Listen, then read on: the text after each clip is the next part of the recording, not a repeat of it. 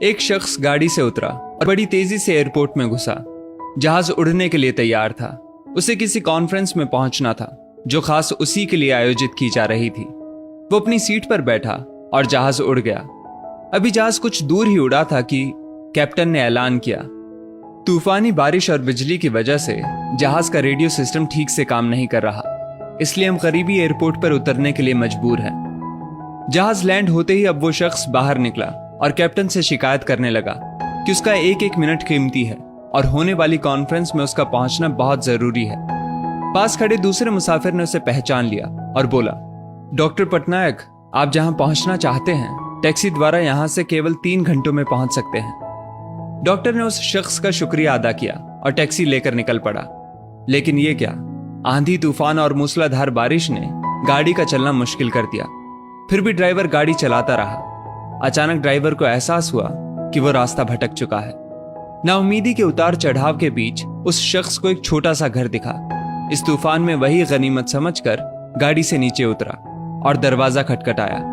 आवाज आई, जो कोई भी है अंदर आ जाए, दरवाजा खुला है। अंदर एक बुढ़िया आसन बिछाए भगवत गीता पढ़ रही थी। उसने कहा, माँ जी, अगर इजाजत हो तो आपका फोन इस्तेमाल कर लूं। बुढ़िया मुस्कुराई और बोली, बेटा, कौन सा फोन? यहां ना बिजली है ना ही फोन। लेकिन तुम बैठो, सामने चरणामृत रखा है, पी लो, थकान दूर हो जाएगी। और खाने के लिए भी कुछ ना कुछ फल मिल जाएगा, खा लो ताकि आगे सफर के लिए कुछ शक्ति आ जाए। डॉक्टर ने शुक्रिया अदा किया और चरणामृत पीने लगा। बुढ़िया अपने पाठ में खोई थी कि डॉक्टर की नजर उनके बगल में पड़ी। एक बच्चा कंबल में लिपटा पड़ा था जिसे बुढ़िया थोड़ी थोड़ी देर में हिला देती थी। बुढ़िया ने पाठ समाप्त किया तो डॉक्टर ने कहा, माँ जी, आपके स्वभाव और एहसान ने मुझ पर जादू कर दिया है। आप मेरे लिए भी दुआ कर दीजिए, ये मौसम साफ हो जाए।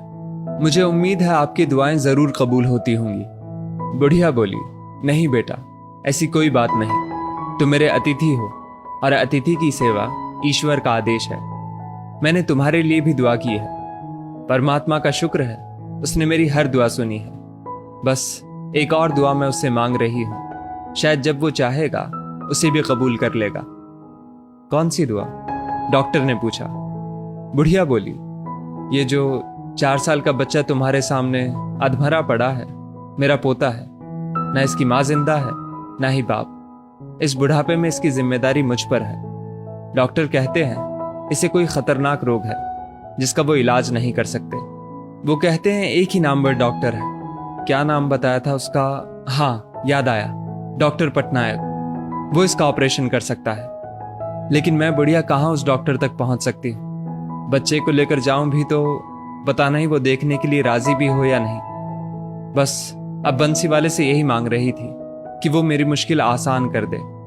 डॉक्टर की आंखों से आंसुओं का सैलाब बह निकला। वो रूंधे कंठ से बोला, माई, आपकी दुआ ने हवाई जहाज को नीचे उतार लिया, आसमान पर बिजलियां कौंधवा दी, मुझे रास्ता भुलवा दिया ताकि मैं यहां तक खींचा चला आऊं। हे भगवान, मुझे यकीन ही नहीं हो रहा कि कन्हैया एक दुआ कबूल करने के लिए अपने भक्तों की इस तरह भी मदद कर सकता है। दोस्तों, वो ईश्वर सर्वशक्तिमान है। जहां इंसान बेबस हो जाता है वहीं से उसकी परम कृपा शुरू होती है। यदि इस वीडियो ने आपका दिल छू लिया हो तो इसे लाइक शेयर अवश्य करें और ऐसी ही बेहतरीन वीडियोस के लिए हमारा पेज जरूर फॉलो कर लें। धन्यवाद।